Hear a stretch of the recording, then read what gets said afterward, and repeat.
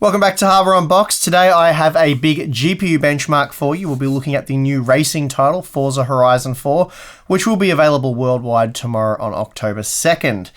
Now, to work out what kind of GPU you'll need in order to enjoy this game and all of its glory using ultra quality settings, I have tested 50 graphics cards. I think it was actually 51, but I sort of lost count there because there was a couple of cards that didn't work that I normally test with. But anyway, it's a lot of graphics cards. Just quickly, for those of you unaware, Forza Horizon 4 is an open-world racing video game developed by Playground Games and published by Microsoft Studios. The game is set in a fictionalized representation of the United Kingdom, and as the name suggests, it is the fourth Forza Horizon title, but it's also the 11th installment in the Forza series. 2 years ago, I did skip over testing Forza Horizon 3 due to the terrible performance on PC. Pretty much came out like a hot mess, and because of that, it wasn't in a suitable condition for testing. The situation with Forza Horizon 4 couldn't be more different. The game is extremely well optimized, especially on modern hardware, and to say that it's visually breathtaking would be somewhat of an understatement. Anyway, I'm not here to review the game, but I will say that it does seem to be of exceptionally high quality and the PC version runs like a dream. For testing, I'm using the built-in benchmark. Normally I do avoid canned benchmarks, but the version provided here is very good and does a great job of representing actual gameplay. It's also highly accurate and because of its canned nature is highly repeatable. For testing, I'm using the ultra quality preset at 1080p, 1440p and 4K. Then as a bonus, I've retested some of the current and previous generation mid-range GPUs along with some much older models with the medium quality preset at 1080p.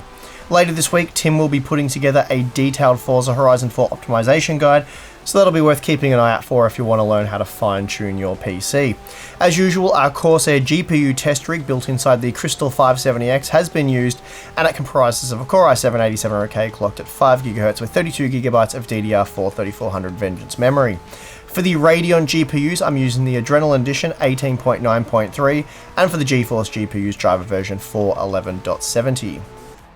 Okay, so first up, let's take a close look at the previous generation AMD and Nvidia GPUs. Things look pretty normal here. The GTX 980 looks a little lackluster, getting beaten by pretty much all the mid-range AMD offerings, such as the R9 Nano and R9 390. The Fury X came in just behind the GTX 980 Ti, while the R9 380 just beat the GTX 960. For 60 FPS on average, you'll require a GTX 980 or better, but for a minimum of 60 FPS, you'll still require the Fury X or GTX 980 Ti. So that is a pretty tall order at 1080p. As we move to 1440p, I've now dropped the GTX 950 and R7 370 as they were simply too slow for testing at this resolution. As you can see, the GTX 960 and R9 380 are borderline playable, depending on your standards, I suppose.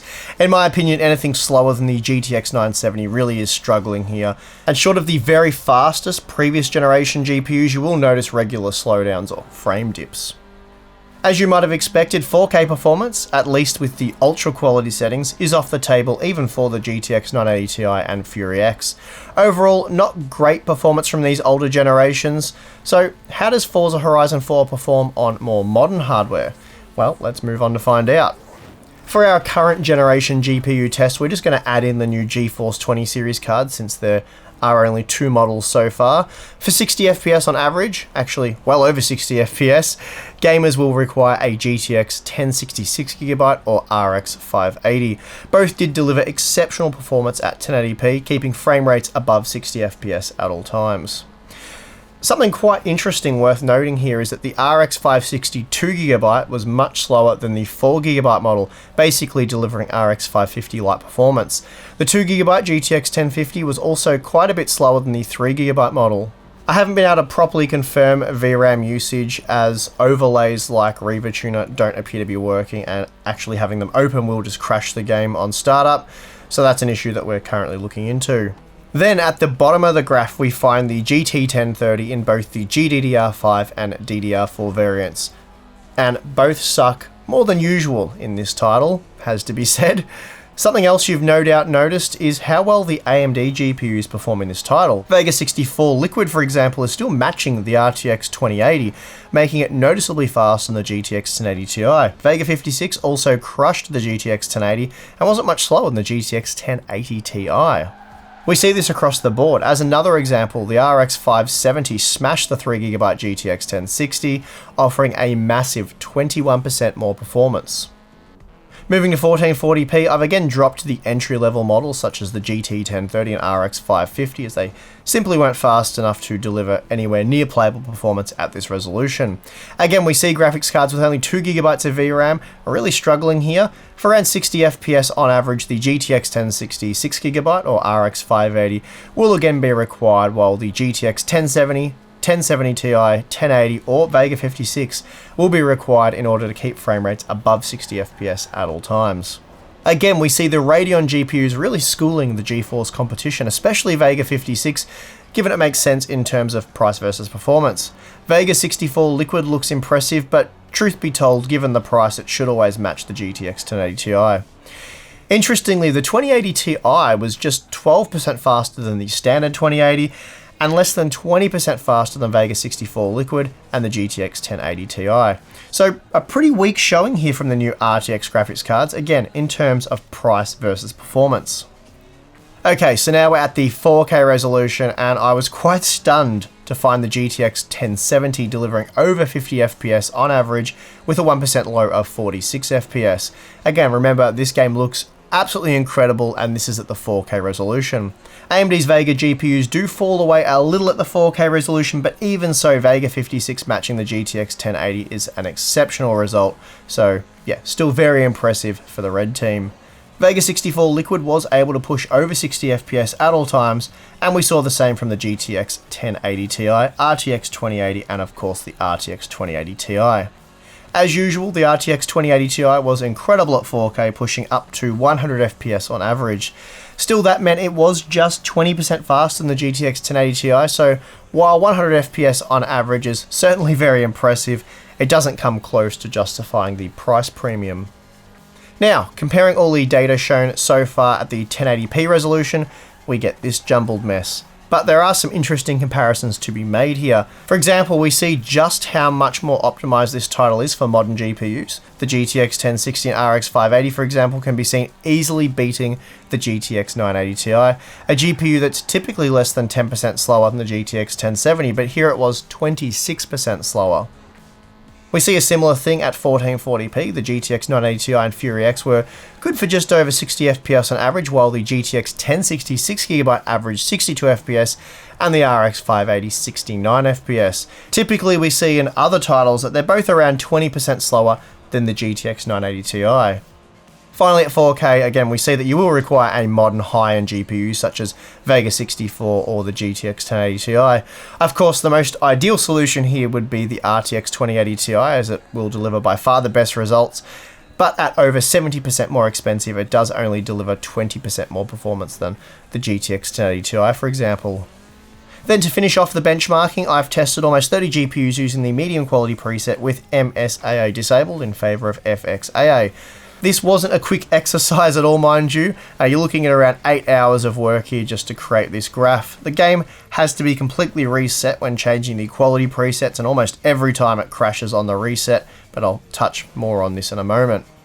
Depending on the GPU, you're looking at anywhere from a 20 to 40% performance uplift when downgrading from the ultra to medium quality preset. The RX 570, for example, saw a 20% boost in performance, while the GTX 1050 saw a 30% boost, and then the RX 550 a 40% boost. The medium quality preset allowed the GTX 960 and R9 380 to average around 60 FPS, and it also enabled playable performance for most of the older mid-range GPUs. Finally, the GTX 780 and 780 Ti, for whatever reason, locked up when loading the benchmark. I couldn't play the game at all with these graphics cards. Not sure if that was just an issue with my particular cards or a driver issue or something to do with the game. I tried many workarounds and all of them failed, so for now I can't test these GPUs. Well, I hope that helps those of you wondering how well Forza Horizon 4 will run on your PC. Frankly, I am super impressed with how well optimized this title is, particularly for modern hardware. The game looks absolutely incredible, so that being the case, it still runs very well on older GPUs, but for the modern stuff, the level of optimization really is incredible. I honestly never thought we'd see a game that looks this good but is comfortably playable at 4K using a GTX 1070, and I sure as hell never thought we'd see over 60 FPS using Vega 56. In fact, for me, Vega 56 really was the star of the show, offering GTX 1080-like performance, or that was at 4K. It was actually better than a GTX 1080 at 1440p and 1080p. So yeah, really amazing stuff there from the Vega graphics card, and right now you are paying a little bit less for Vega 56 opposed to the GTX 1080, so at least in this title, it is better in terms of price versus performance. If only performance looked like this in all games, then it really would be a much different story for AMD's Vega range. Of course, AMD also dominated the lower end battles as well, with the RX 580 and 570 completely cleaning up here. It's very interesting that one of the best looking, most optimized titles we've pretty much ever seen shows off AMD's Radeon GPUs in such a positive light. That said, while the game does look amazing and plays very well, it's not exactly bug-free, at least just yet anyway. I did only run into a few in-game crashes when testing, so that's not too bad for an initial release. The biggest issue though was seen for me when trying to just get into the game.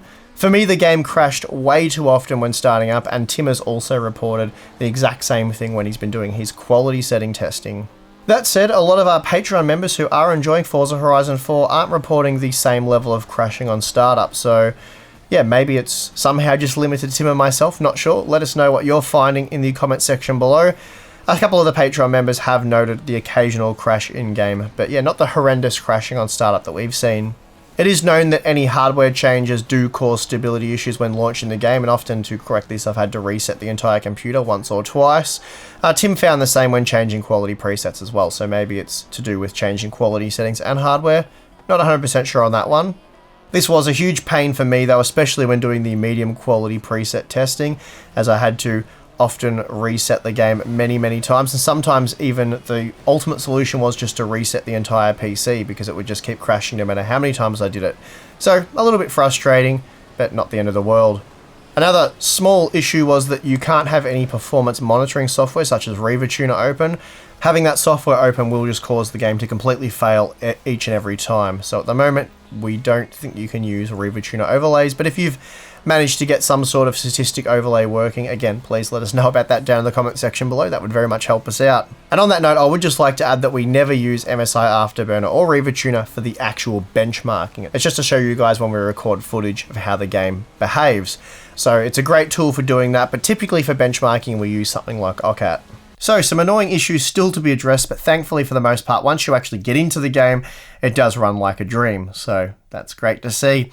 Of course, you will still have to contend with the disgustingly poor Windows Store. If someone knows how to back up Windows Store games, please let me know, because that would be very valuable to us. As far as Tim and myself know, it can't be done, but surely there has to be a way to do it. So if someone has worked it out, please let us know in the comment section below, because having to download all these Windows Store games over again just makes them very hard for testing. And that's pretty much why we don't test with Windows Store games, because of the backup and because the Windows Store sucks. I could certainly rant about how much I hate the Windows Store for another 20 minutes or more, but I'll just spare you guys all that noise and just say that the Windows Store, in my opinion, is trash, absolutely rubbish for games. There's plenty of better options available, such as Steam. And if it wasn't for the overwhelming demand from our Patreon members for us to test Forza Horizon 4, I would have just skipped over this title and avoided the Windows Store pain altogether. And on that cheerful note, I am going to end this one. Tim will have an in-depth look at Forza Horizon 4 quality settings and all that stuff on the channel later this week. So make sure you stay tuned for that one. Anyway, I'm your host, Steve. Thank you very much for watching, and I will see you again next time.